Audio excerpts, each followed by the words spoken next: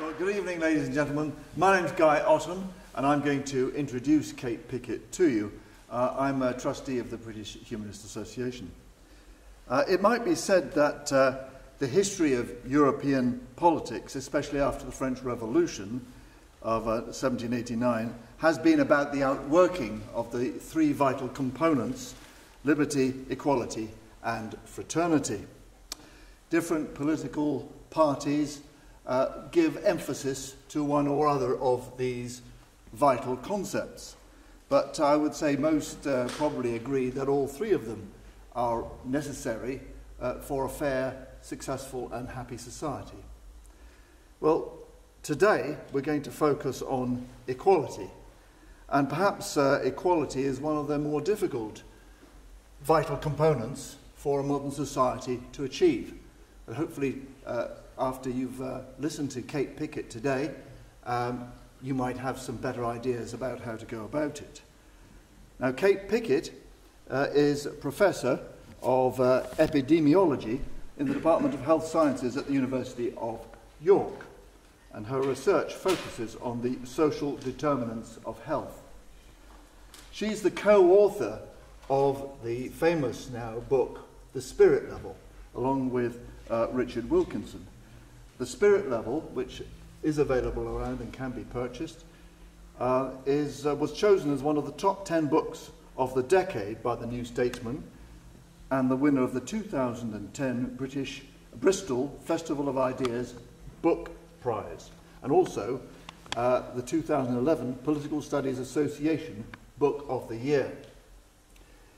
The Spirit Level has sold more than 150,000 copies in English and is available in 23 foreign editions as well. Kate is also a founder and non-executive director of the Equality Trust. So, ladies and gentlemen, would you welcome Kate Pickett?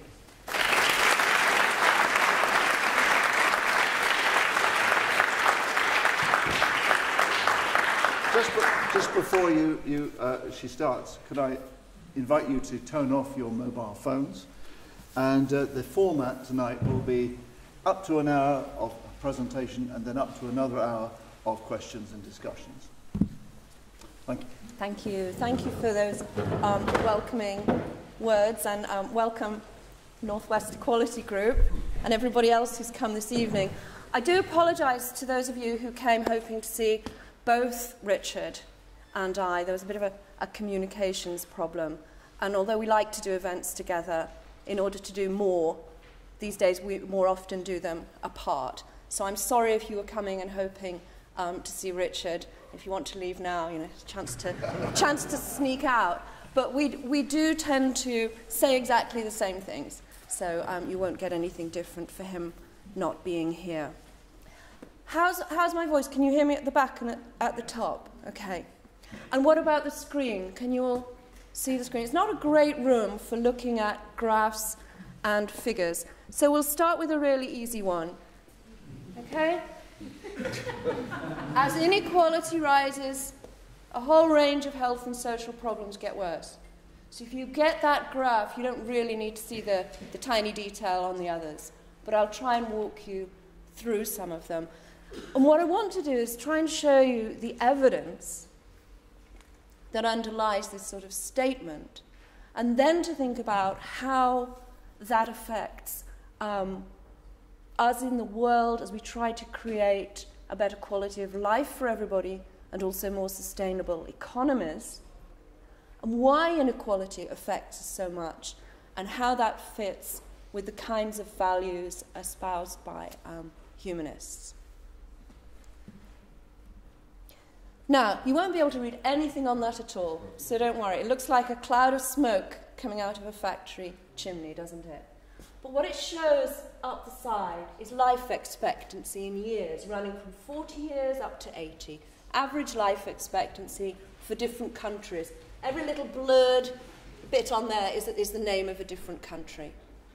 And life expectancy for all the countries in the world is plotted against the average income in those countries. National income per person. So you can see that as poorer countries get a little bit richer, life expectancy increases very rapidly. But beyond a certain point, it levels out. So once we get beyond the midpoint on the graph, countries might get wealthier and wealthier and wealthier, but life expectancy doesn't improve. So that's the starting point. Let's have a look at those rich countries. A little bit larger, but you still may not be able to read some of them. Life expectancy again, running from 76 years up to 82. These are those rich, developed market democracies, which the UK is a part. We're right in the bottom middle there. And you can see that there are countries over on the right, like Norway, where life expectancy is quite high, and countries on the right where life expectancy is quite low, the USA. Those are the very rich countries. And over here on the left are somewhat poorer countries, but they have about the same life expectancy. There's no relationship at all between the two. But we all know that within every one of those societies, life expectancy is related to income, to class, to education, to people's socio-economic position. Here's life expectancy again, running from 70 years at the bottom up to 80 at the top for local neighbourhoods in England and Wales. So over here are the richest neighbourhoods. These data are a little bit out of date, actually. Life expectancy keeps on improving for everybody, but the patterns don't change. So at the time these data were collected, if you lived in the richest areas of the UK, your life expectancy was just over 79 years. But if you lived in the poorest neighbourhoods of the UK, it was about 71 and a half. That's a huge gap. A huge gap in something quite important, life. And it's a gradient. It's not just a difference between the poor and the rest of us. If you live in affluent neighbourhoods that aren't quite the richest, you still have a life expectancy shorter than the people in the very, very richest. So we've got an interesting paradox here.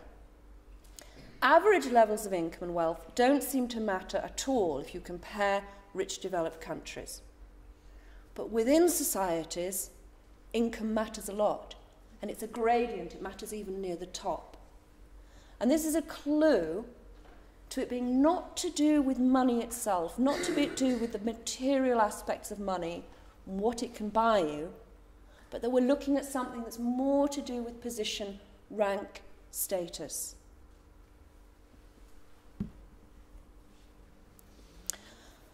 We started looking at problems other than health, and we actually created an index of health and social problems.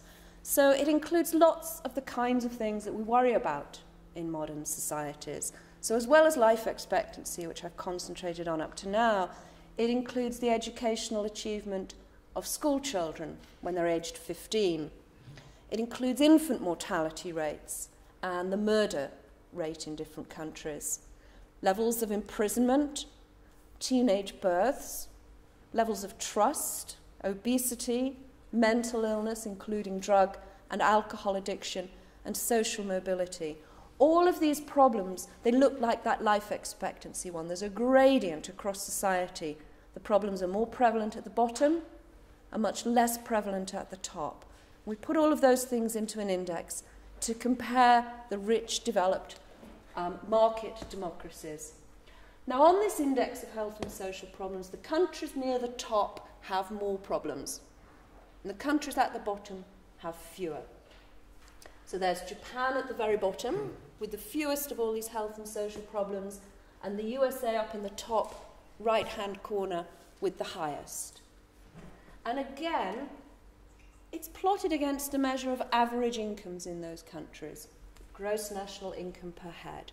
And you can see, again, there are countries that are richer than some of the others, with a lot of problems, like the USA, or with fewer, like Norway, and countries that are quite a bit poorer among these affluent countries, with a lot of problems, like Portugal, or fewer, like Spain. So just like when we look at health alone, when we look at a whole range of health and social problems, no relationship to average wealth.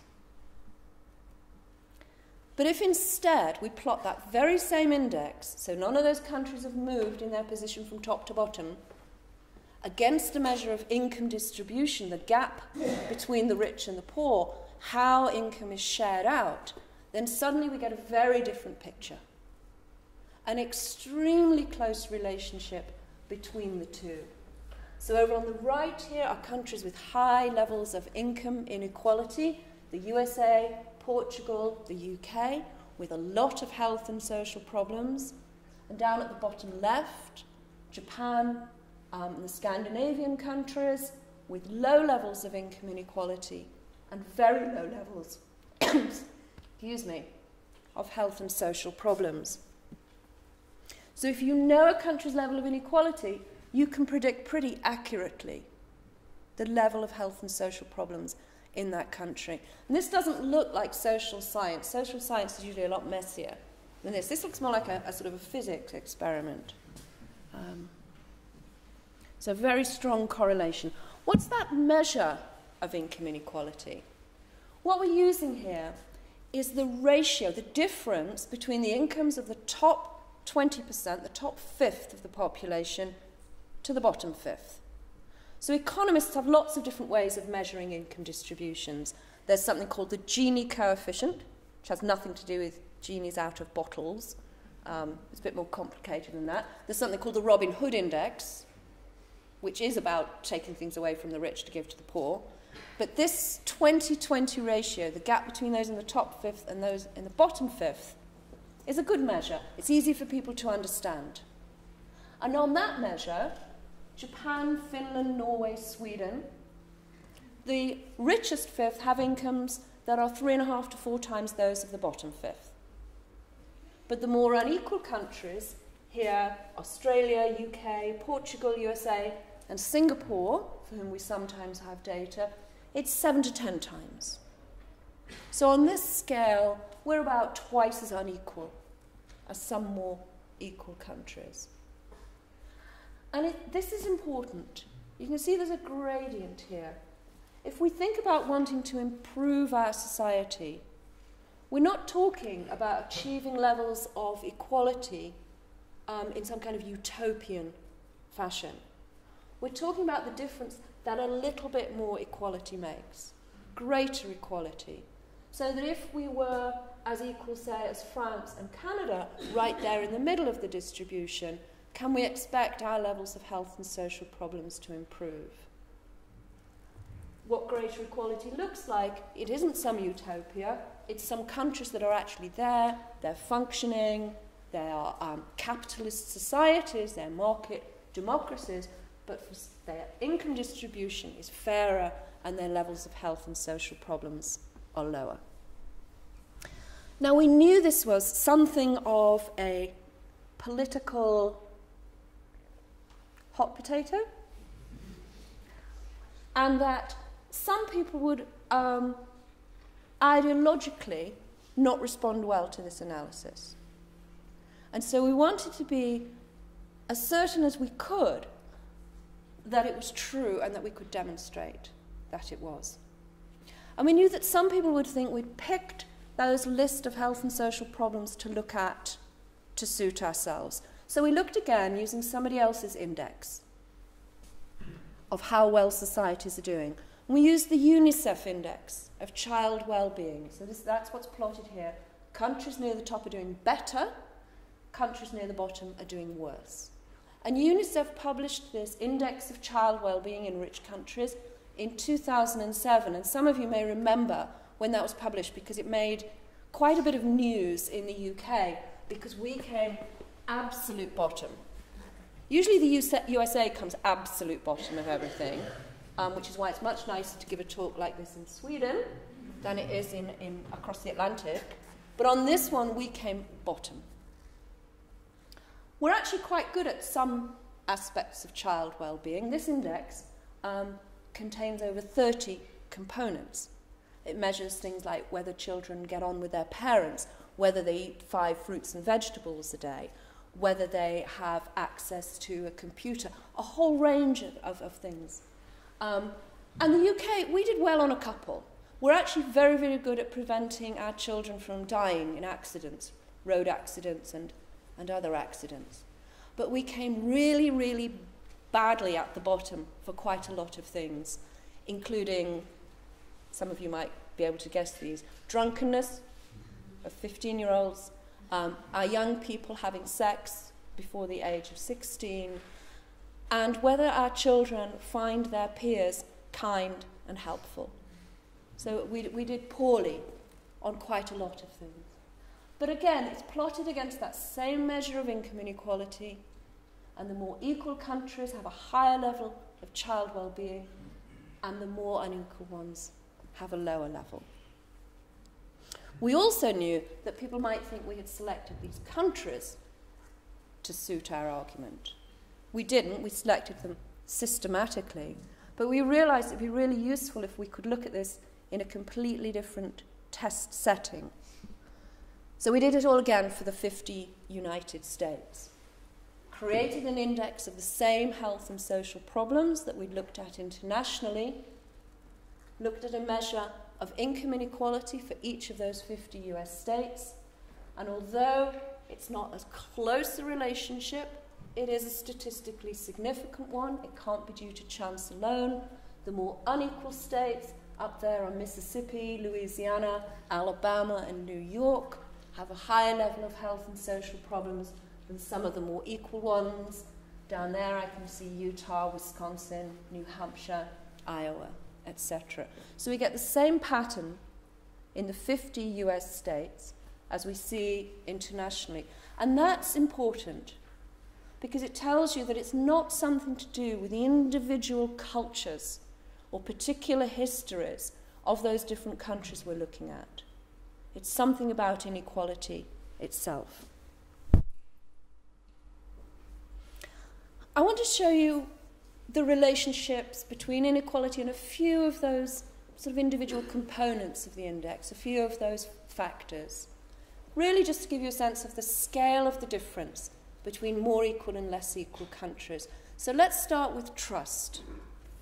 The trust data come from something called the World Values Survey, and they go to different countries throughout the world, take random samples of adults in the population, and ask them a lot of questions about values. One of the things they ask is whether the people they're talking to feel that others can be trusted or not. So it's a measure of generalized trust. In the more equal countries, Sweden, Denmark, Norway, Finland up there, it's about 2/3 of the population that feel they can trust other people. At the more unequal end, lowest of all is Portugal, 16%. And I want you to sort of think for a minute about what that means, because I think it's quite fundamental to how we relate to one another and to what it feels like to live in these different places. If you're a woman walking home alone at night, if you're a young man and you come across a group of other young men on a street corner, if you're a child in a playground at school, for all of us in our work institutions or on public transport, the idea of living in a society where most people trust others creates a different social fabric, a different sense of social cohesion. And what inequality seems to do is tear that social fabric apart. And here's trust in the US states, where they ask exactly the same question in their general social survey. In the more equal states, it looks like those more equal countries, about 2/3 of the population feel that others can be trusted. And down at the more unequal one end, you're down to 1/3 or less. So it's about the same sort of scale, these huge differences in who can be trusted and who cannot. And then think of the repercussions here. There's Louisiana, right there. Think about the consequences of Hurricane Katrina hitting New Orleans, the response to that, which was very much predicated on whether or not those in authority felt that those in the city left behind could be trusted or not. Let's move on to mental illness. For a long time, people who studied health in populations thought you really couldn't compare different countries. You really couldn't say whether the level of mental illness was higher in one country than another. Because it tends to be more stigmatized, because access to care is different, we thought it was too hard to get good measures. But the World Health Organization decided to make a real effort to collect that information. And what they use are what are called diagnostic interviews. So again, it's random samples of the population, but instead of asking people, are you depressed, or has a doctor ever told you you're depressed, have you ever been treated for depression, they ask about the symptoms of depression. And the answers to those questions can then cluster, and people can analyse whether or not the people in the sample have had some kind of mental illness in the time period that we're asking about. So that's how they work. And countries are ranked here by the percent of adults with any mental illness in the past year. So all the common mental illnesses are in there, like depression and anxiety, but also the more severe mental illnesses, like psychoses, are in there. Again, plotted against income inequality, and levels of mental illness for the population of around 10% in the more equal countries. UK, 23%. And actually that's from 2003, and it has gone up. USA on that chart, 26%, and we're about there now. So around just over a quarter of us having some kind of mental illness in the past year.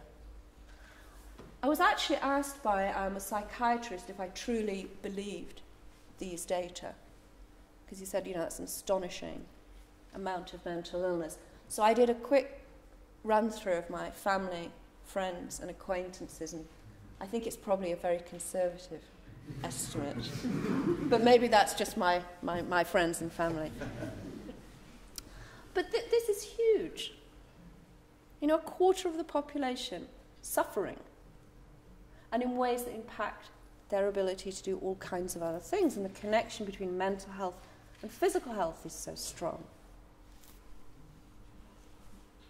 Here are homicide rates. These data come from some colleagues in Canada, because they looked at US states and Canadian provinces, which I think is very interesting. The Canadian provinces are the blue triangles, if you can tell, and the US states are the red dots. And obviously you can see there's a relationship with inequality, more murders in the more unequal US states. But it's the scale that's astonishing here. Down in the more equal Canadian provinces, there are about 15 murders per million people per year. And in the more unequal US states, it's about 150. So there's a tenfold difference in the murder rate, closely correlated with the level of inequality. And here are rates of imprisonment. Now, for those of you who can see the numbers on this graph, it looks a bit wonky. This is prisoners per 100,000. But it's on what we call a log scale. And for the less mathematically happy among you, on a log scale, we simply, the difference between 10 and 100 is the same between 100 and 1,000. And we've had to use a log scale here, otherwise we couldn't fit the USA on. We'd be up there off the chart.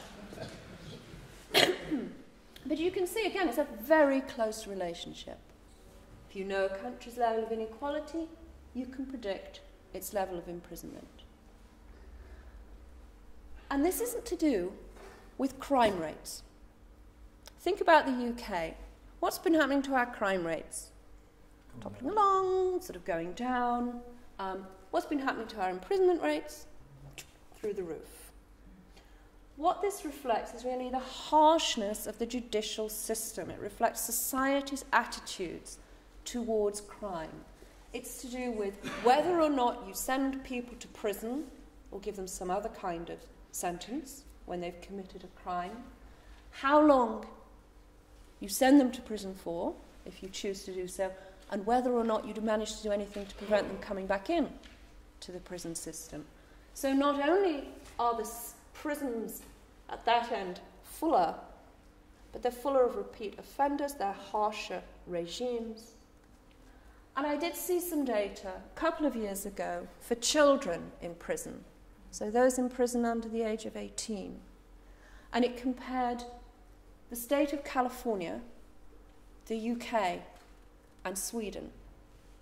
And in the state of California, there were about 3,000 children locked up. And there were about 3,000 in England and Wales as well. And in Sweden, there were 30-something. Now, Sweden is a much smaller country, but the rate was 30-fold difference. 30 times more children per head of population imprisoned in the UK and the USA than in Sweden. So this is about choices. It's not about crime rates.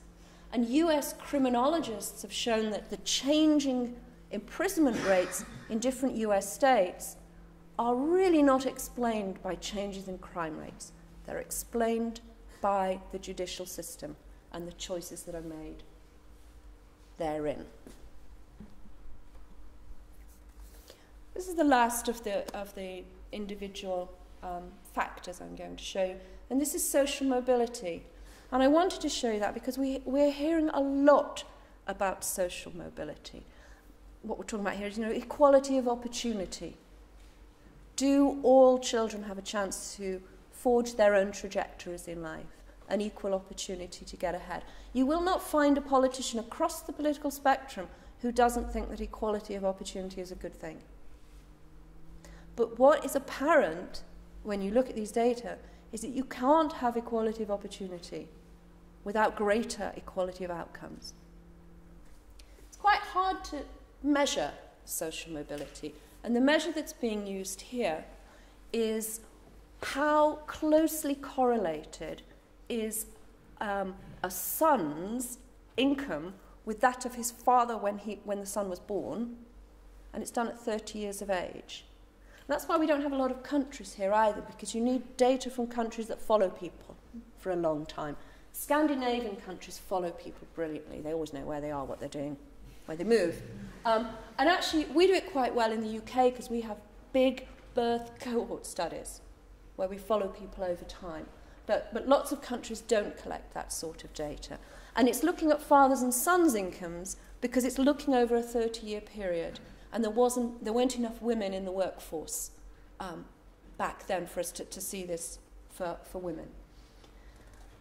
But the measure here is how tightly correlated is that father's income when his son is born and that son's income 30 years later. Do rich fathers have rich sons? Do poor fathers have poor sons? Or are the son's life chances less dependent on his family of origin? And we see high social mobility in the Scandinavian countries, Canada, Germany, very low social mobility in the UK, and that's been stagnant for quite a while now. And worst of all, in the land of opportunity. So we used to make a joke quite often that if you wanted to live the American dream, you should move to Denmark. But then I was watching Ed Miliband, and he's stolen it. So I think I'm going to give it up as a joke. So I won't show you more, but I think, in our book, or look at our website if you'd rather do it without spending any money, there's lots of information about relationships between inequality and different health and social outcomes. And they sort of fall into three camps. Measures of how we relate to one another, social relationships. So trust I've shown you, but also what we call social capital, how well communities can act together. Imprisonment, homicide, child conflict. I have a Canadian colleague who's been doing a lot of work on school bullying, showing very close link to inequality. Lots of measures of health. I showed you mental illness, but there's life expectancy, drug abuse, obesity as well. And then what economists call human capital, which is just really about life chances, how well people have an opportunity to develop their capabilities. I've shown you child well-being, but if we look at high school dropouts, children not in education, employment or training, educational scores, teenage births, all of those related to inequality as well.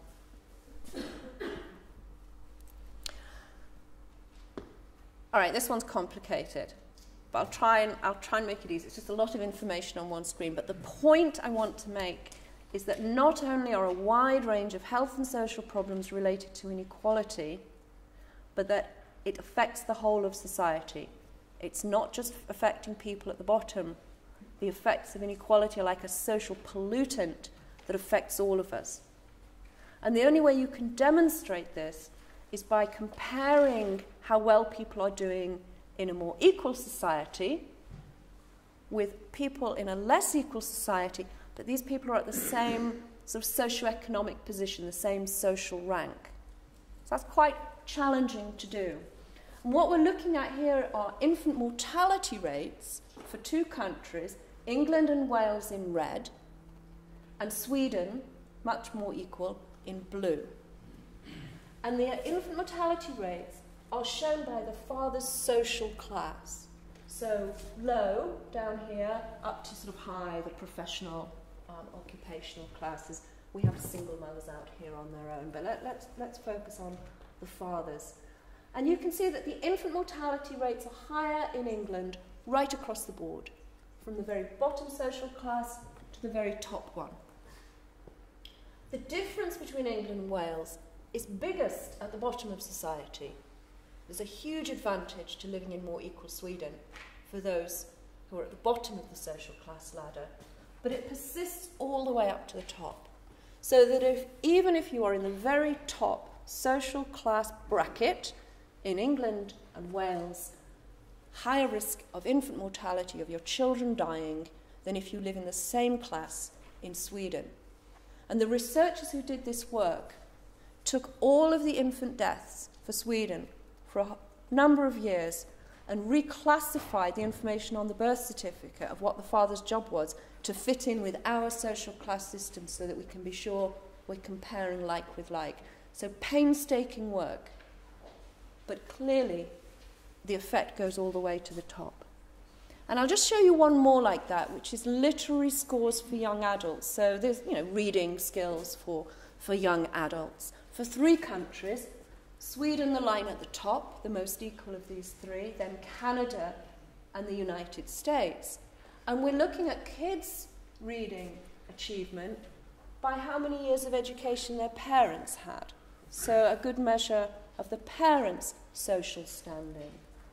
And down here on the left, where we have parents with not many years of education, there's a big gap between the achievement of kids in Sweden, Canada, and the United States. But it persists all the way up, so that even among the very most educated parents, there's an educational achievement advantage to living in more equal Sweden than living in the more unequal USA. And we can see this for some health things as well, for levels of mortality.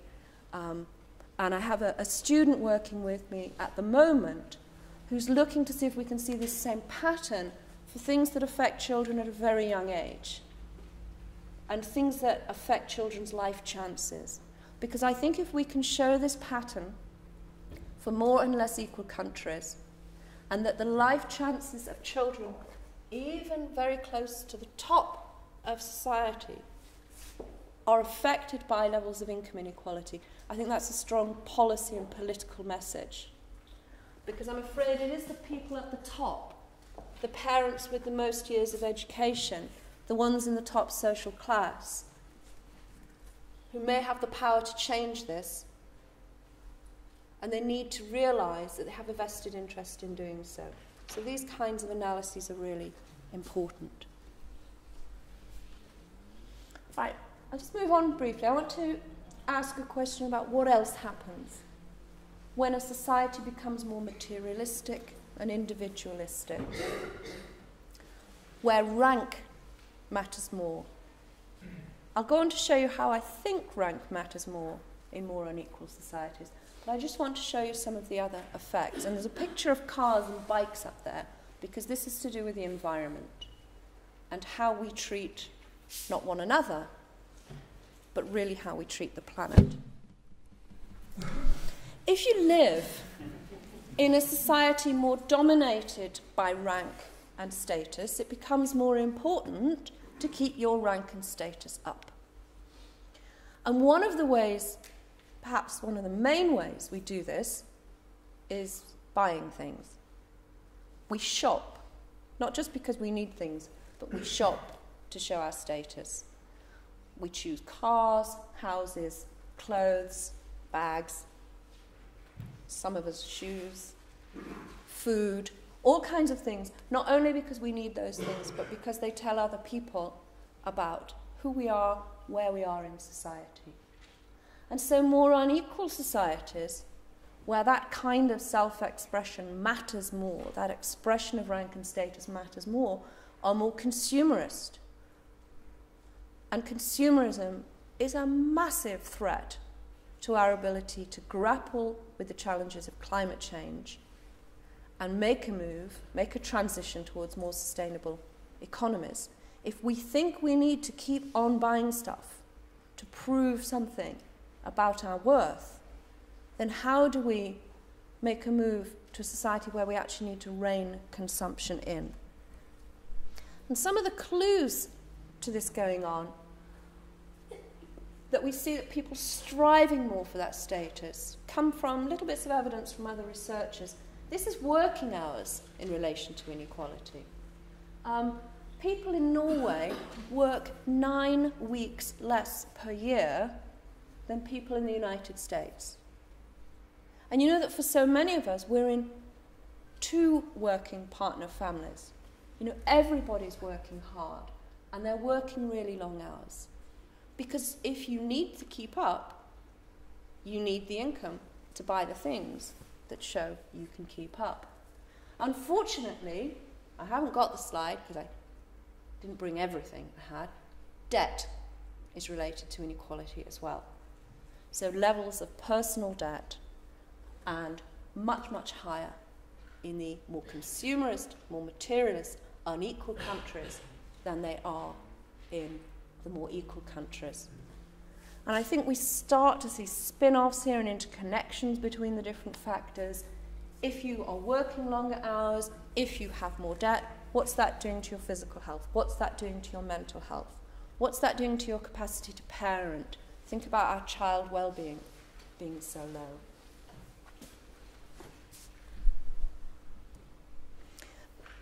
More equal countries give more in foreign aid. Now you saw those graphs where we looked at trust. So we can see that in more equal societies, people trust one another more. But more equal societies not only seem to have people within them who act differently towards one another, but they act differently towards other societies. This is the percent of national income that's spent on foreign aid. It ranges from 0.2% to 1%. And the United Nations would like all countries to give 0.7% for foreign aid. The only countries that achieve that out of this group are Norway, Sweden, Denmark, and the Netherlands, more equal countries. Down at the more unequal end, there's Australia, Portugal, and the USA at the bottom. More equal countries are more peaceful. I was just trying to wonder why I've got so much white space at the bottom of that diagram. It's the USA, isn't it? Hiding at the bottom. This is the Global Peace Index, and it includes things about how peaceful societies are internally, measures like how many police per head, but also whether or not they provide arms to other countries, whether they're involved in foreign conflicts. So it's a peace index that's both about how societies act internally and externally. So USA at the bottom, Japan, Norway, Denmark, Finland, Sweden at the top. So again, that relationship with inequality. They even recycle more in more equal societies. This is a recycling index, so it's recycling on all kinds of different materials, paper, glass, other things. Japan, Sweden, Germany, Switzerland for once, up there among the best. UK, Portugal, USA, down among the worst. So not only are more equal societies people acting nicer to one another within them, they're acting nicer to other societies around the world, they're acting nicer towards the planet as well. So you won't be surprised to see that more unequal countries emit more CO2. Carbon emissions up the side here. Even I can't read that tiny writing, but if I get very close, we've got Japan, Norway, Sweden. Well, you could have guessed it anyway by this point, couldn't you? It's always the same countries at the bottom doing well, and Singapore, USA up there at the top. That's Australia, I think, at the very, very top. Yes, it is. And in more equal countries, business leaders give a higher priority to complying with international environmental agreements. So it's not just government policy, it's the whole society. An environmental compliance score asked of business people, Finland, Sweden, Denmark, surprise, Portugal, USA, and Israel at the bottom there. I think we've seen that one. Okay, let's move on to why. Because we have some chickens here, looking at the pecking order. If a whole range of health and social problems get worse as countries become more equal, why is that? Why does rank matter? Why does the gap between the rich and the poor matter? Why does the steepness of the social ladder matter? Why does it matter if a social pyramid is more like that or more like that? Why does rank affect us? How do human relationships affect us? And I think that's where it helps that Richard and I came to this work as epidemiologists. Now, none of you had to do a little quiz at the beginning where we asked you, what does an epidemiologist do? You know, Stephanie, because nobody ever knows. You know, people who ask on plane, they don't know. But epidemiologists study population health. Why is one group of people healthier than another? And we're social epidemiologists, so our interest is in what are the social factors that make some groups of people healthier than others. And what social epidemiologists have learned, they've spent quite a long time learning this, past sort of 30 years, is how important what we call psychosocial factors are for our health. So things to do with the way we think and feel and behave towards one another, and things to do with how society works. And the really key things we've learned is that low social status itself matters for your health.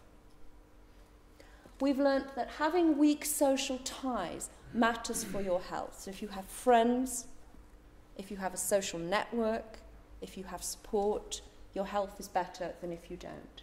And if you're stressed when you're young, either prenatally or in early childhood, your health is worse. So what links these three together is their effect on our biology of stress, the chronic biology of stress. If we're stressed, our immune systems are compromised. If we're stressed chronically, everything ratchets up that ought to deal with an emergency, but it does it all the time. It's almost like chronic aging on the body. So if you're at low social status, you're chronically stressed. If you don't have friends, that's a stress as well. Stress in early life. So we understand the biological links. And all we're saying really is that when the social ladder gets steeper, when the gap between rich and poor is harmed, when we see the social fabric being torn apart by inequality, it gets to us. It gets under the skin. It affects the way we feel, it affects the way we think, and it affects our deepest biology. So it's not really anything very new, but we are incredibly sensitive to how other people see us, to the way our relationships work, to whether we feel that other people respect us or whether we feel looked down upon. We're incredibly sensitive to that. And that's why all of these factors, like having friends or having low social status, matter so much. So how do we know that is so stressful for us? Are there any psychologists here tonight? 1 or 2 hands.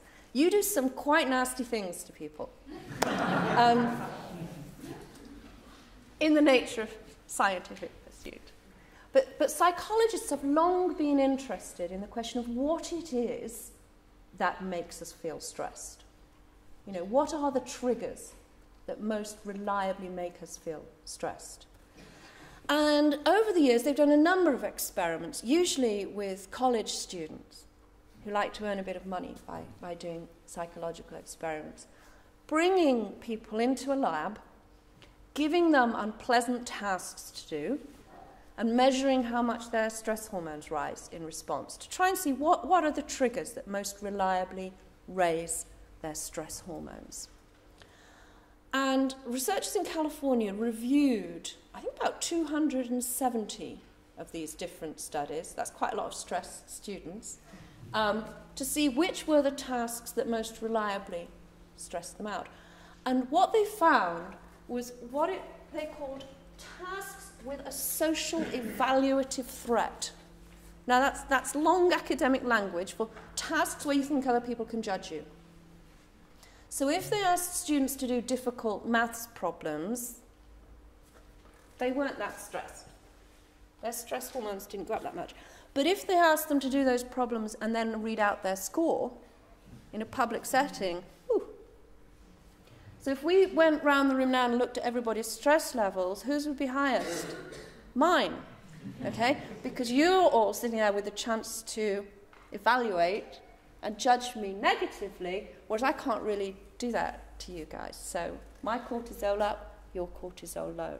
But it's those kinds of social situations that most reliably raise stress levels. And we all know that. Would anyone like to swap places with me? No, most people wouldn't. You know, we will feel very nervous and stressed by the idea that other people are evaluating us.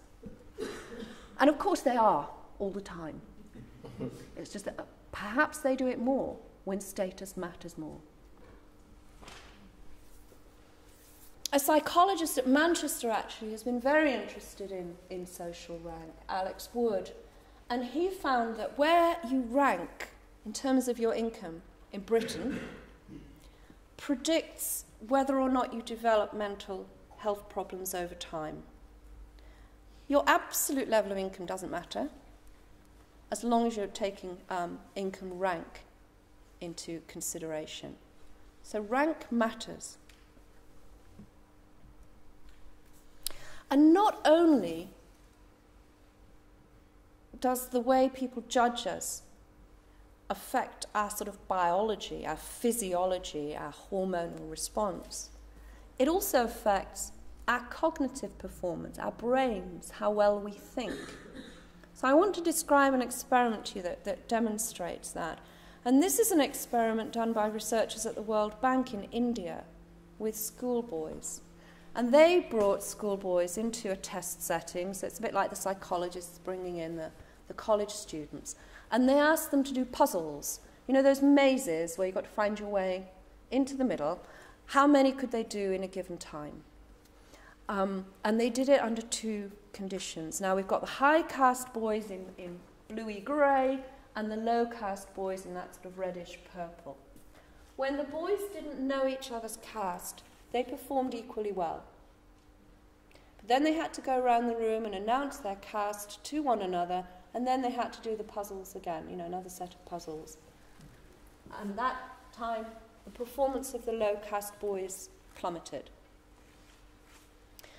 And American researchers have shown the same thing with African American and white school and college students. If you bring them into a test setting and give them tests to do, they perform equally well.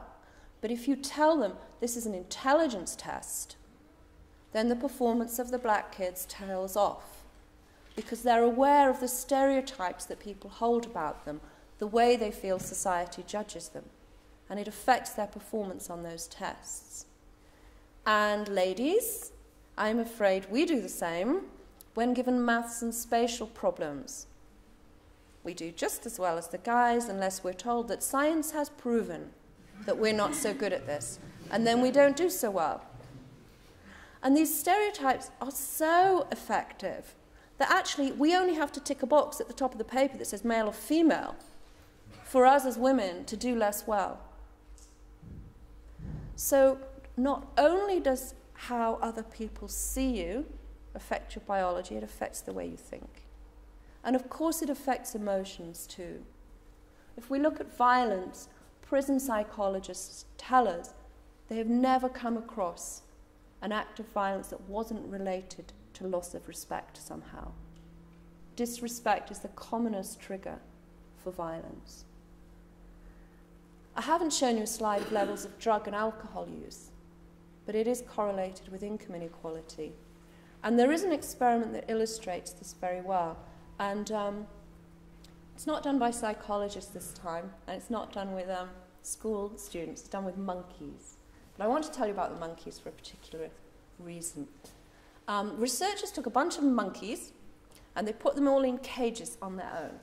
So they all lived on their own. And they scanned their brains, you know, those neural imaging, big MRI scanners, looking for what we will technically call tonight happy hormones. So it's a bit like the stress hormones in humans. And then they moved the monkeys into groups and let them live in groups for a while. And they watched to see which monkeys became top monkey, alpha monkey, and which monkeys became subordinate. And then they looked at their brains again. And the monkeys that were now alpha monkey had very happy, glowing brain scans. Their brains were full of happy chemicals. It's really good to be top monkey. You feel pretty happy. And the monkeys that were now bottom monkey, they weren't benefiting from living in social groups at all.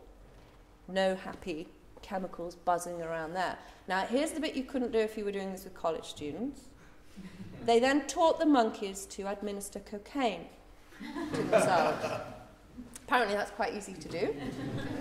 And the monkeys that were high-status monkeys, they just didn't bother. But the low-status monkeys self-administered quite a lot.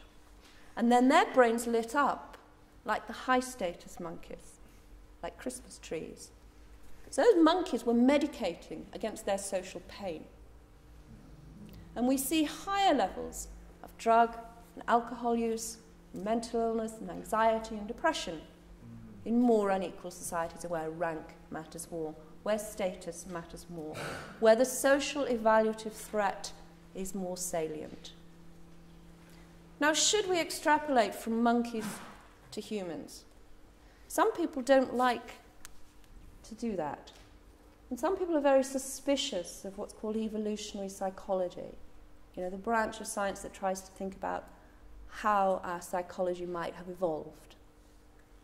But I think it's quite clear that we are uniquely social animals, extremely sensitive to one another, to the judgments of other people.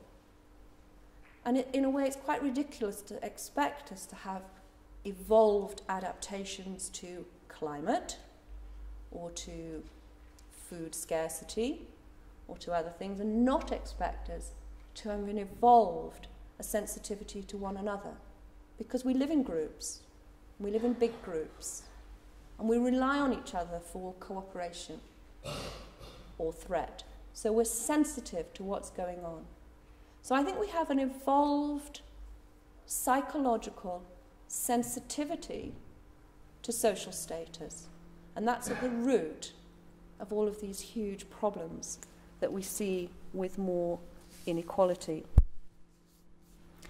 And Andrew, at the beginning, waved this little pamphlet at you, didn't he? Join the British Humanist Association. And because I've sort of always been a good student, I read mine while you were all coming in. And, you know, it says that for humanists, ethical decisions are based on evidence. And humanists make sense of the world by using reason. And they look for solutions to problems so that quality of life can be improved for everyone. And they accept that really we need to live a good life for ourselves and through responsibilities we have to other people. And everything I've shown you tonight, I think, speaks to those three values. It is evidence. it does suggest a way to improve the quality of life for the vast majority of the population. And it does suggest that the ways we interact with one another are hugely important to not only our individual sense of health and well-being, but there are ways in which we can create health and well-being in other people. So I hope that is a sense that you have as well. I'm going to show you just one or two last slides, because I think it is nice to be proved right now and again. And this chart wasn't available when we wrote The Spirit Level, but Richard and I, given what we were thinking about how inequality affects us psychosocially, the importance of human relationships, the need for people to prove their status in more unequal societies, we felt quite sure that if somebody could measure it really, they'd find that in more unequal societies, people tended to big themselves up more. That it was much more important to present themselves as better than they are. And someone's done the work, which is fabulous. They've measured self-enhancement in lots of different countries. You're shaking your head. What's self-enhancement? Like tattoos. No, you go right. It's not tattoos, but that would be another good one to look at, wouldn't it? It's the kind of, you go around and you ask people questions. Do you think you're better than average at? A whole range of things. Are you a better driver than average? Are you cleverer? Are you more beautiful? Are you nicer? Are you more nasty? Lots and lots of different questions. A lot better than average, not so good as other people. And in the more unequal countries, people think they're better than average. So it's like that Garrison Keillor thing on the radio, where all of the children are above average. That's true in more unequal societies. That's what people think. And that's just been published. So that's rather nice to see. And we're seeing work coming out of America now showing that the average student in America now scores the maximum on measures of self-esteem. So the average student has got an awful lot of self-esteem. So self-enhancement, it's got to be more important. If status matters more, you better make sure that other people respect you. So inequality in the UK, worldwide, is not so great at the moment. Here's a cartoon with a little boy sitting on his pinstriped daddy's knee, and Dad saying, it goes in cycles, Junior. Sometimes the rich get richer and the poor get poorer. Sometimes the rich get richer and the poor stay the same. It's not quite true, and that's another, perhaps the last really important message. The level of inequality we have in the UK today is not a fixed characteristic of our society or our culture. It can change. We could be more equal, like the more equal countries we saw on these charts, because we've been there before and not so long ago. This is a measure of income inequality. Don't worry too much what it is. Over time, going from 1917 up to 2002, and this is for America, and it looks just the same for the UK. Used to be a lot more unequal. In the middle of the last century, we got a lot more equal, and then since the late 1970s, we've been getting more unequal again. This is a really good one to show Americans, because they often think there's something very distinct about their society, and that they can't help being unequal because they're just different. Well, they used to be different again, and so it's quite helpful to show them, but it's true for us as well. So we used to be as equal as Sweden is now. So these changes can be made. How can they be made? You can do things about income differences before tax, try to narrow income differences to start with by increasing things like employee ownership, mutuals, cooperatives. I mentioned at the beginning that the man this lecture is named after was a founder of the cooperative movement. You can do things around redistributing income. It doesn't matter. Japan does it this way, Sweden does it that way. In the United States, New Hampshire does it this way, Vermont does it that way. It doesn't matter how you achieve your greater equality. It just matters that you get there in the end. But not only do we need it for our health and well-being, we need it to enable us to accept the creation of more sustainable economies. And here's my very last slide. even Americans would like Swedish levels of equality. So some people gave me some pie charts with the income distributed various ways. It's too complicated to go through it in detail. But they asked them which they preferred. And they weren't told one's Sweden, one's the US. But they were, 80-something% of them preferred the Swedish distribution over their own. Now, attitudes towards the poor in Britain at the moment are getting pretty nasty. The British Social Attitudes Survey has shown that our attitudes towards the poor are getting worse, that we tend to look down on them more, we're less willing for there to be spending upon them, and I think that's another hidden consequence of inequality. That can change too. But in order to change people's attitudes, we need to sort of spread this message. I think we need to increase the understanding of how big the income gap is, how much it matters for our health and well-being, how possible it is to change, and need to create a sort of movement that demands that from our politicians and policy makers, because they're not going to just give it to us.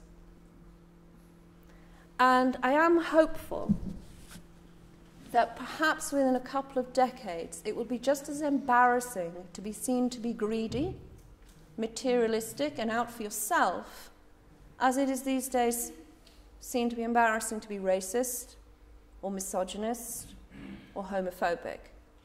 These kinds of social movements come from below because enough of us start to think that society isn't working well for enough of us. But I don't think we're going to be handed greater equality on a plate. So it is going to take a little bit more effort than that. And I'm going to finish there and look forward to all of your interesting and challenging questions. Thanks for listening.